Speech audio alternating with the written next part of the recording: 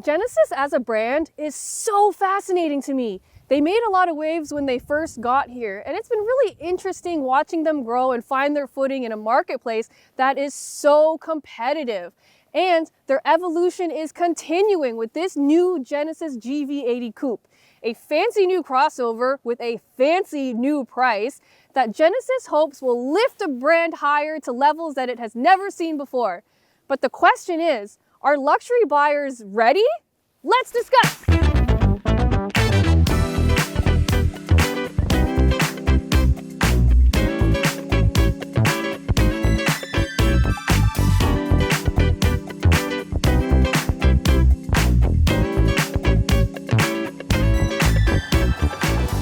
For more expert car reviews, don't forget to share our channel and subscribe so you can catch some of this and maybe even a little of that. Typically, I'm not a huge fan of coupe SUVs because they're normally really ugly. So BMW and Mercedes both have coupe SUVs and they're both ugly. Porsche has one that looks pretty good. Infiniti has one that looks all right.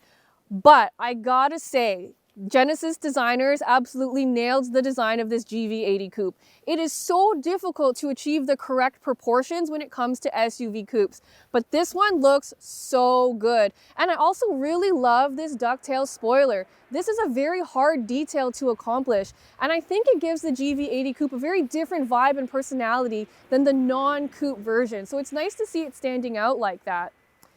Practicality wise, it's also pretty good. So in the trunk, there's room for about 860 liters worth of stuff. And that expands to about 1,760 when you fold the rear seats flat. That's about 20% less cargo capacity than the non-coupe version, but I don't think most people are gonna notice that missing 20% unless you're packing it full of stuff to go to the cottage every single weekend. So I think what the coupe offers is perfectly fine for most people. I also really love that there are buttons back here to fold the rear seats back automatically, and you don't have to keep your finger on the button and wait for everything to finish. So that just makes it a little bit more practical. Another thing that makes it more practical is that the seats fold in a 40-20-40 pattern. So you can fold the middle part down on its own, put some longer stuff in the middle, and still have room for 4 adults. One thing I have to point out though is that with most other vehicles in this segment, when you fold those rear seats down, it will automatically slide the front row forward so that the headrests on the rear seat won't catch the seat backs on the front seat. Unfortunately, this Genesis doesn't do that. And I always say that true luxury is in the details, so it's kind of a shame that Genesis didn't think about that. This Genesis GV80 Coupe has a slightly different powertrain than the non-coupe version, and thank goodness, because it is a lot more expensive than that version, and I promise you I will get to that later. And trust me, you do want to find out how much this thing costs. So this one is powered by the same 3.5 liter twin turbocharged V6 as the other one. However, the coupe version adds a 48 volt a mild hybrid system, and they use it for what is called an electric supercharger. So all in, total system output is 409 horsepower and 405 pound-feet of torque. And that is plenty. That's a pretty big upgrade over the non-coupe's 375 horsepower and 391 pound-feet of torque. And out here on the road, it is very good. Like, there's enough power to get up to speed and pass people with no problem at all. There's a lot of grunt, and that's exactly what I want for a car like this. Driving dynamics wise, everything feels very buttons down. It's not a very playful vehicle, but it doesn't have to be. You know, the steering is a little bit light for what I expected, but the suspension is really well calibrated. So it's actually an adaptive suspension, and it uses front-facing cameras to kind of monitor the road conditions, and then adjust the suspension based on what it sees. So it's really great if you're just cruising casually and you want more luxurious feel. It's also really good if you want to hustle it through some corners. You can flip it into Sport or Sport Plus mode, and that kind of firms everything up a little bit, including the suspension, the brakes, the steering, and even the throttle input. I do feel that the GV80 Coupe shines more when you drive it in a more relaxed manner versus just like going nuts through the corners, because it does do the corners okay, but it feels kind of big and cumbersome when you do it. And I think there's a couple improvements that Genesis could have made if they were really, really serious about making this a performance SUV. So all-wheel drive is of course standard, and the transmission here is an 8-speed automatic. But one of those features I wish that Genesis had put in this GV80 Coupe to make it slightly more precise and a little bit more engaging to drive would be rear wheel steering. I feel that a lot of the other competitors in this space have that rear wheel steering, which just makes the cars a bit more nimble through the corners. This one doesn't have it. But still, without all that stuff, I still very much enjoy the driving dynamics in this GV80 Coupe. Very composed, very buttons down, but not as good as maybe other competitors in this segment. I am very happy to report that the build quality in this GV80 is pretty fantastic. The materials they used in here are really nice. There's no creaking, no rattling. Everything's very tight, and you can tell there's a certain level of craftsmanship that they used to build this cabin. For example, there is real carbon fiber up here. I love to see real carbon fiber. There's none of that fake stuff in this GV80, so that's really nice to see at this price range. I'm also a really big fan of the contrast stitching and the contrast seat belts. The quilted seats are also beautiful, and even the headliner is a nice soft material. So all of that is good. Genesis also offers a lot more interesting options for the interiors. Like they have a really beautiful like dark green and dark blue leather. You can get a two-tone. So for me, it's a little bit of a mixed opportunity to get this plain black interior, but there are other options if you want your interior to feel even more high-end. I also really love that there's customizable ambient lighting, which is an absolute must-have at this price range, although I kind of wish they had more of it. I feel like all the other competitors in this space have it all over the cabin instead of just the select few places that Genesis uses it. But I think in general, I really like what's going on here. I find the whole infotainment system very user-friendly. There's this huge new 27-inch screen, and it combines the driver's information cluster with the touch screen, and it's one giant screen. It's not two tablets just smashed together.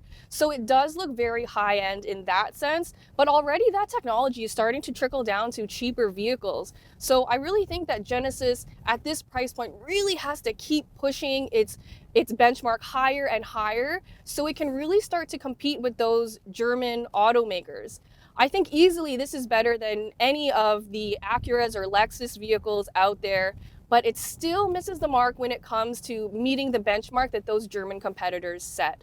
The other thing to think of is practicality. So while the trunk back there is plenty big, the cabin, I wish it was more practical. There's not a lot of room for small item storage. The door pockets are very small. The cubby under the armrest is not very big.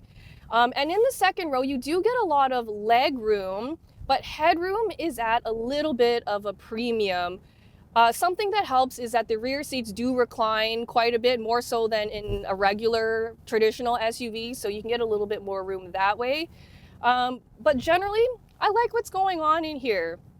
One thing I have to complain about are the placement of these two knobs. So there's the gear selector knob and also a media controller knob, which is great to use in case you're on the road and you can't reach the touchscreen. It's a lot less distracting to use.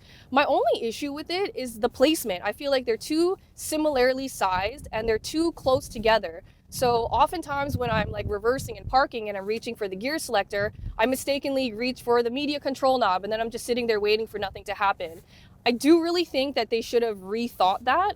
But besides that kind of strange ergonomic choice, everything else makes sense. I like this touch capacitive panel. Everything is really good and really solid in that sense.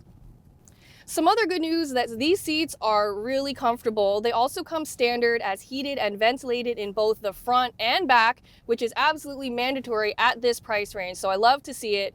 Another thing that I wanted to mention is that it comes standard with a really great, crisp and clear head-up display, which shows you a ton of information. And plus there is a huge amount of standard safety features. I think the Genesis brand generally has one of the best blind spot monitoring systems out there. You know, you can see if there's someone in your blind spot in the head-up display. If you activate the turn signals, it'll show you a live camera feed of your blind spots, so you can always see if there's someone there. And so if you end up crashing into someone in your blind spot, you really have no excuse because Genesis works really hard to make sure you don't do that. And then of course, there's great features like cross traffic alert. Every single safety feature that Genesis has is included in the GV80 Coupe. Genesis also includes its highway driving assist system, which is its kind of fancy adaptive cruise control that adds in lane keep assist and active steering. Now you do have to keep your hands on the wheel while you use it. And that makes me bring up another point, is that at this price point, a lot of this vehicle's competitors are now offering hands-free systems. So again, I feel like Genesis is falling behind a little bit on the tech front when compared to some of its German competitors. So now for the bad news. I feel like I've teased you long enough about how much this Genesis GV80 Coupe costs. So the non-coupe version starts at around $75K. That's fine, I understand that. This coupe version goes for $104,000, and it's only available in one fully loaded trim. So that's it. And so while that price is kind of their no haggle pricing, and it includes destination and fees, that's before taxes, right? Before tax and luxury tax. So, excuse me, for a Genesis, I feel like that is way too much money to ask. You can buy a Porsche Cayenne for that. And I know it would still be a base level Cayenne as opposed to this fully loaded GV80, but it's still a Porsche. Porsche has like 100 years of history and racing heritage behind it and brand prestige. Genesis doesn't have any of that. And so I feel like for them to ask that much money for a Genesis vehicle is overreaching a little bit. I'm going to be honest, it's too much to pay for this vehicle. There are a couple perks that they throw in to kind of sweeten the deal. So every person who buys a Genesis GV80 Coupe gets included winter tires on rims. They get 5 years of tire changeovers, scheduled maintenance, courtesy vehicle, all of that. But you also have to live within 50 kilometers of a distributor or a Genesis dealership to get any of those perks. And that kind of stuff is nice, but do you think it's really worth that much extra? I'm just not sure I can comprehend that price. Just to me, it seems a little bit out of pocket. I don't know what you guys think. Please tell me in the comments if you think 6 figures is too much to pay for this Genesis. To recap, I love the Genesis GV80 Coupe's slick style, well-rounded and composed driving dynamics, and luxurious interior. I'm not a big fan of some of the odd ergonomic choices, and woof, that 6-figure price tag. As long as you're not scared off by paying 6 figures for a Genesis vehicle, the GV80 Coupe is actually really nice. The style looks great, the interior is awesome with beautiful materials, and the driving dynamics are on point.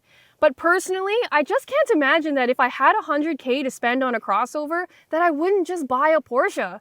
I really appreciate that Genesis aimed super high with the GV80 Coupe, but they ended up missing the mark, and I just can't get over that 6-figure price tag.